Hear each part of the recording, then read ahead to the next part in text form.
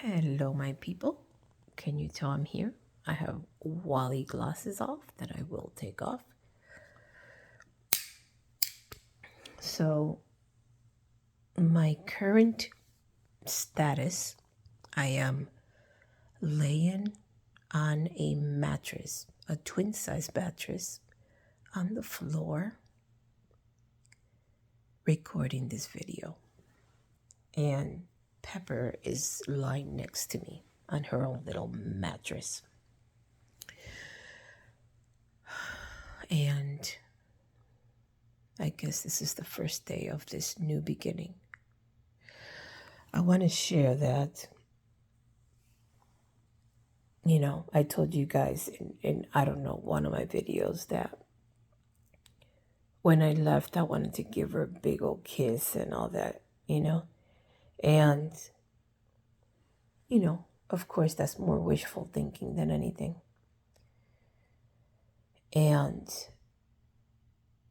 But I did want to give her a hug. And I am going to get emotional.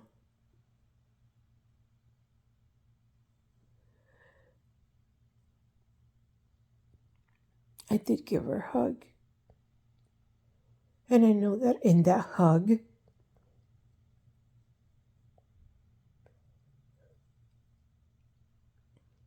there's still a lot of love.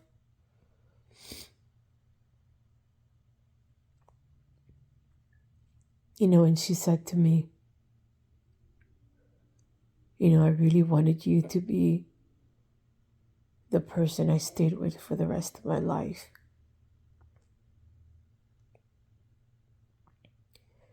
And I know that that's exactly the same thing that I wanted.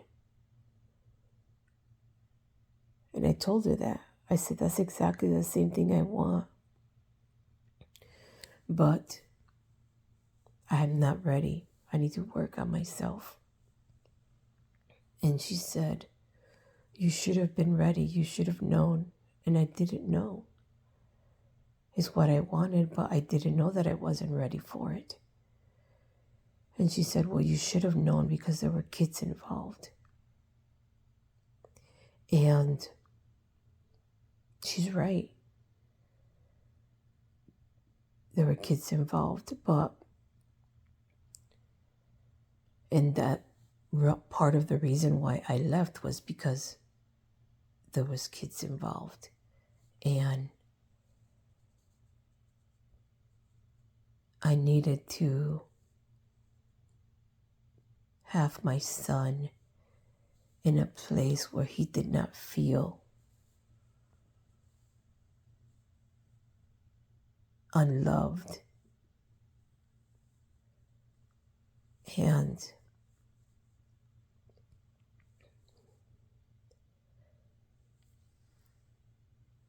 and I think about what my friend Bobby shared with me about, your son won. Like he wanted me all to himself and he got me all to himself again. And I don't want to think that. I don't want to think that that's the whole reason behind it, because there is a lot of other things that played a role in my decision for leaving the house, leaving her home.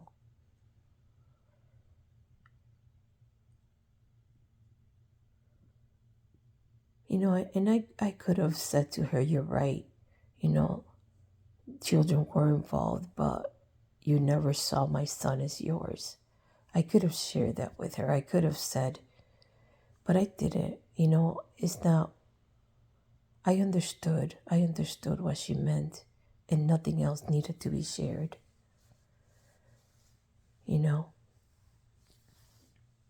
And of course, before I left,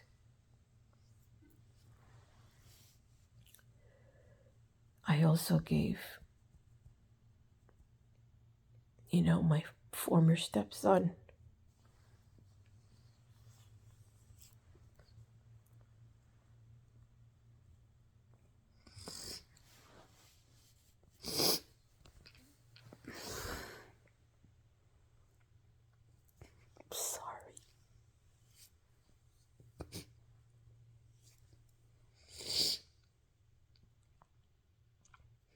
I gave him a hug, and he held me so tight.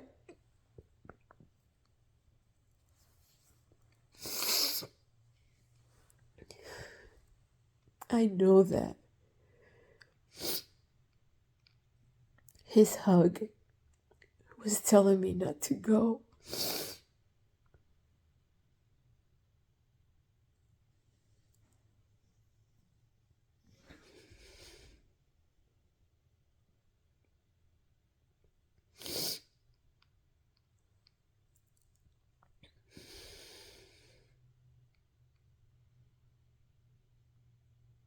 And that was very difficult. I think that was even more difficult than the hug I received from my wife / roommate. Well, I guess no longer.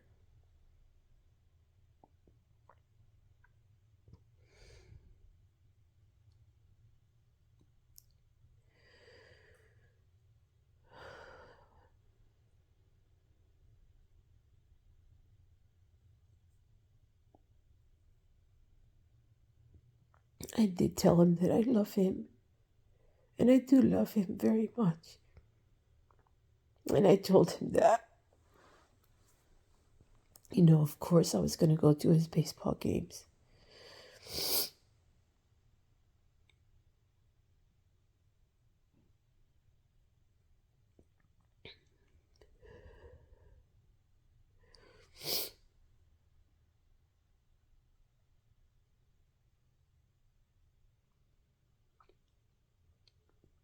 I wish that my wife does work on herself as well. Because one thing she said to me was, "I'm sorry you never felt at home here.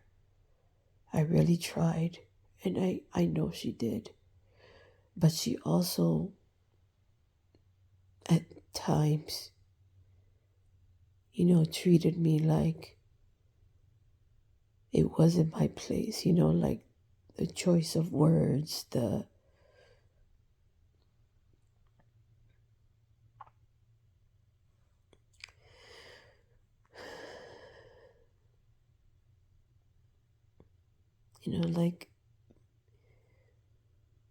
and I know this is her personality because I know she treats others this way. It's not just me in particular. But,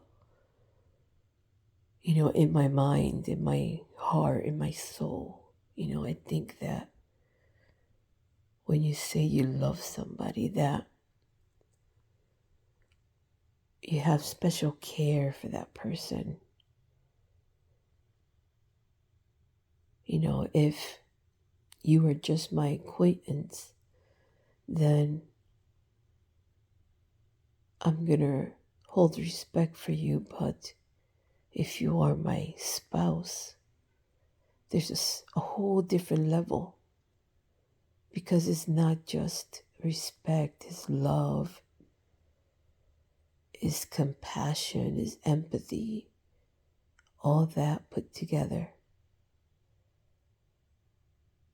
And at times in our relationship, I didn't feel that. She just treated me like she would treat a friend. And that's why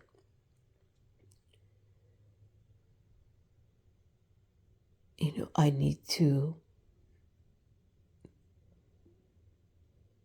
love on myself and find my self-worth, to make sure that what I felt was not just that insecurity. The way that I was treated was just not that codependency or my feeling of codependency. Like I shared in the other videos,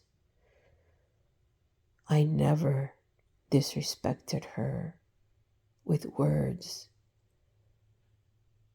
I never insulted her in any way. But she didn't have any problem doing that to me. And that's very hurtful, you know?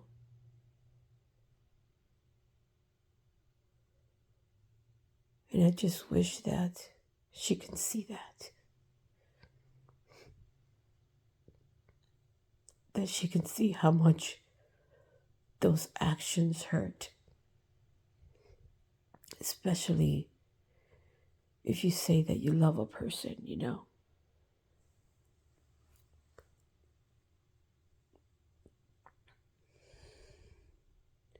And it's difficult, you know, like when I first adopted my son, you know, obviously he had his trauma. He came from his trauma. And I'm going to sidetrack here for a little bit. Because, you know, I shared before that I had to take classes to adopt my son. And it was like, my goodness, like 3 months or 5 months. I don't remember. But it was a long time. And they gave us scenarios of events that had happened with adopted parents and adopted kids from the foster care system. And they even had people come in and talk. So I know how to deal with my son's behavior because that's trauma that he's dealing with, right? And I was thinking the other day that, you know, maybe that's the same way that she needs to be treated. You know, maybe she also has so much trauma that that's the way she needs to be treated. So when I first adopted my son, and of course he had all this trauma, and he was very hurtful with his words primarily. And, you know, sometimes if I asked him to do something and he chose to do something else, like was disobedient. You know, so to him that he got away with it all his life. So that was a norm for him. So I actually made a heart. We made a heart together. He and I made a heart together out of cardboard or paper. I don't remember. And then one time something happened and he was disrespectful and very hurtful. So I took that heart and I ripped it apart and I said, look, this is what I feel like right now. And I said, now tape it up. So he taped it up. And I said to him, is it together? And he's like, yeah. Does it still look the same like it did before? He said, no. And I asked him, what's the difference? He says, it has a rib and now it's taped together so it doesn't look as pretty. He's like, yes, I know. And that's how people feel. Like you can apologize, you can fix the problem, but it's still there, you know? So that heart, it was on his dresser. And another time, if he'd done something, I would tell him, bring me the heart, please. And he would bring me the heart, and I would rip it up again. And I would tell him, now go fix it. And he would go in his room and try to put it together. And then when he was done with it, he would bring it back. You know, and we did that for a little bit until he figured it out. And then one time, I don't know what he did, that the heart was ripped up into so many pieces that he spent hours and hours and hours trying to put it together. And he came back and he said, Mom, I'm so sorry. I can't put it back together again. You know, and I told him, so the more you hurt people, the harder it is to kind of fix it, to mend it. And, you know, and I want my wife, my ex-wife to know, you know, that that's what happened to my heart. You know, like it was torn and ripped and shredded so many times that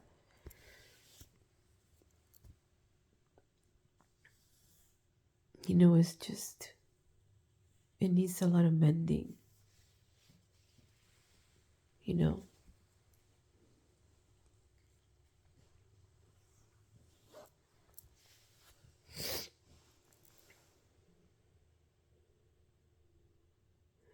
So I need this time.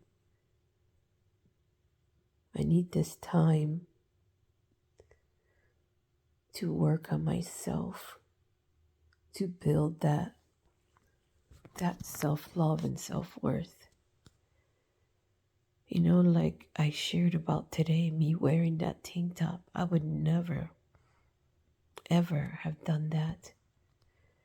And I didn't care. I didn't care. It is what it is. And I do not ever want to feel the self-consciousness or the insecurities that I felt before wearing a tank top. I don't want to feel that.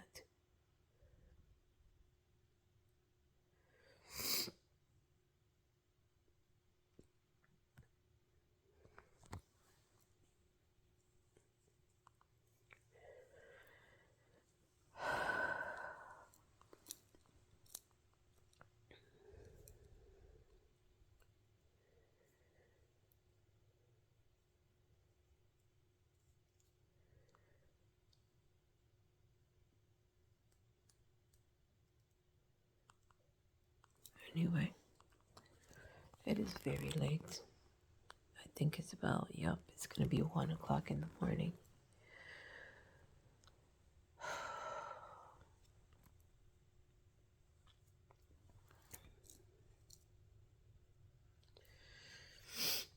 All right. I wish you all a good night. Till next time. Bye-bye.